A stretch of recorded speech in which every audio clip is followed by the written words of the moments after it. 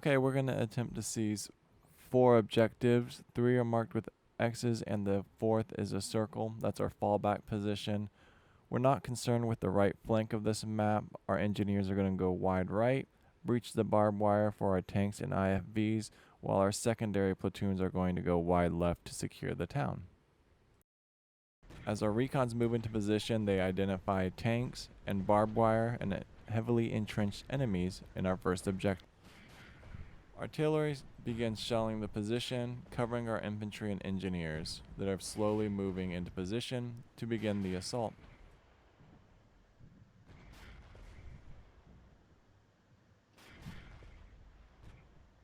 The self-propelled artillery begins to hammer the Americans' position, causing and inflicting several casualties. The continued barrage provides cover for our IFVs, tanks, and engineers to move forward.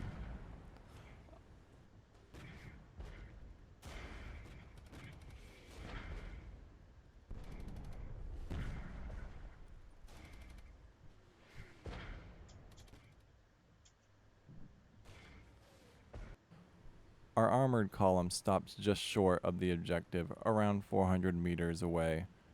Just behind the forest, our engineers slowly get into position.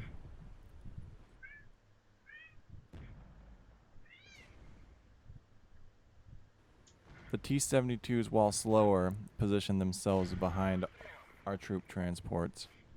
With our armor column stopped, our engineers can move into position. The hill still being bombarded by the artillery, but this barbed wire needs to be dealt with. The engineers successfully breach the barbed wire under heavy fire and suffer 0 casualties. They begin pushing up the hill. With the gap opened up, our main armor column can push the objective. Any remaining force on that hill has been completely and obliterated by our self-propelled artillery. As our engineers move around the right side of the objective, one I told you not to worry about, the Americans have an awesome surprise for us. They begin mortaring and shelling our engineers. Our engineers, unfazed by this assault, respond with force and begin firing back anti-tank missiles and ATGMs, hopefully eliminating any tanks. I take this moment to call in another salvo of self-propelled artillery.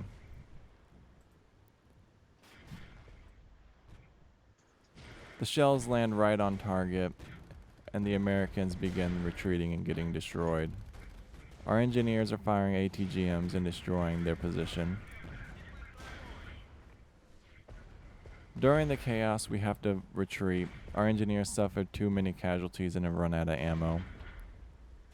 Unfortunately, we're being attacked on 2 fronts, the north and the east. I need to take this moment to call in a smoke artillery barrage, cover our retreat to the south side of the hill.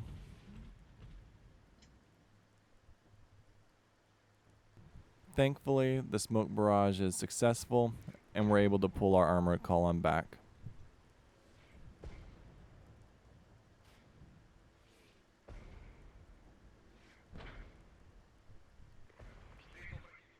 During the heavy fighting, I forgot about our left flank, and I began moving our second armor column into position. While they're in motion, I take this time to call in some supplies for our artillery so we can have extra salvos and ammunition. They arrive just in time. The second phase of our battle is about to begin.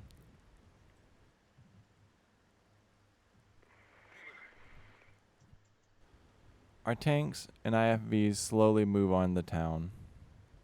They haven't encountered any resistance yet, but that's soon to change. They're going to run into a small contingent of recon units.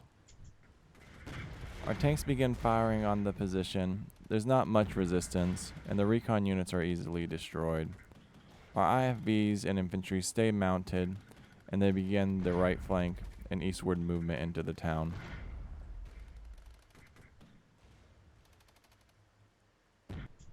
From the looks of it, the Americans reinforced the east side of the map, so we can just casually drive into the west side.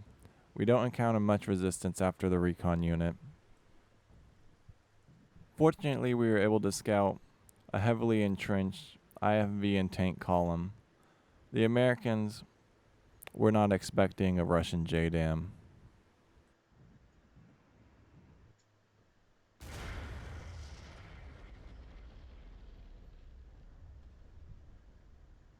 A perfect airstrike eliminated that whole armored column and allows us to push up the middle of the map to our secondary 4th objective. However, our units come under intense fire from all sides and are forced to retreat.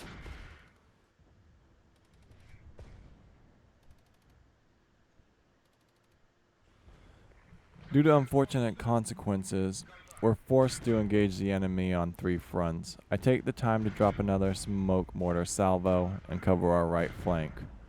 Our main armored column is going to push the enemy off the 4th objective. The enemy is heavily entrenched on our right flank. The smoke cover is not enough to cover our assault. We begin taking heavy casualties, but we return fire. As we clear this forest and begin attacking directly north,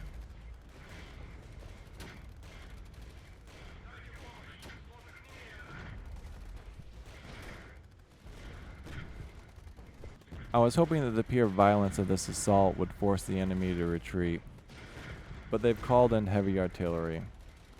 This suppresses our tanks, IFVs, and slows us down, and greatly reduces the effectiveness of our assault.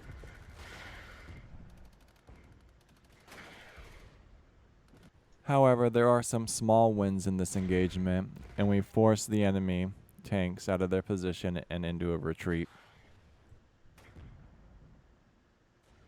During the lulls of this brutal engagement, we're able to slowly move our armored column up, our recons, our IFVs, and our tanks. They all slowly get into position and capture the 4th point, and then begin moving eastward to Hill 7. The Battle of Hill 7 turns out to be a bloody one. We have several units on the objective, and we have a flanking column to the west of it, but we need to cross open fields, and this comes at a cost. Under heavy fire, we have a small contingent of infantry secure the objective, but they're soon forced to retreat. We call in another salvo of artillery to suppress the enemy on the north side of the hill. During this engagement, the Americans use their air power, and if you look long, you can see 2 goddamn bombs blow up my armored column. A bit shocked, somehow our IFVs and tanks survive the air assault, but not for long. We do get a small win on this point, and we force the enemy to retreat. I'm forced to pull back our infantry squad, but they come under heavy mortar and rocket fire, and I'm forced to actually do a complete retreat of this unit, losing several armored units,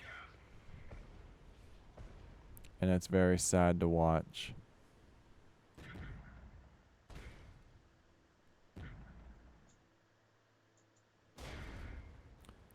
Right as the battle reaches a crescendo, we begin reinforcing our first objective for our second assault on Hill 7.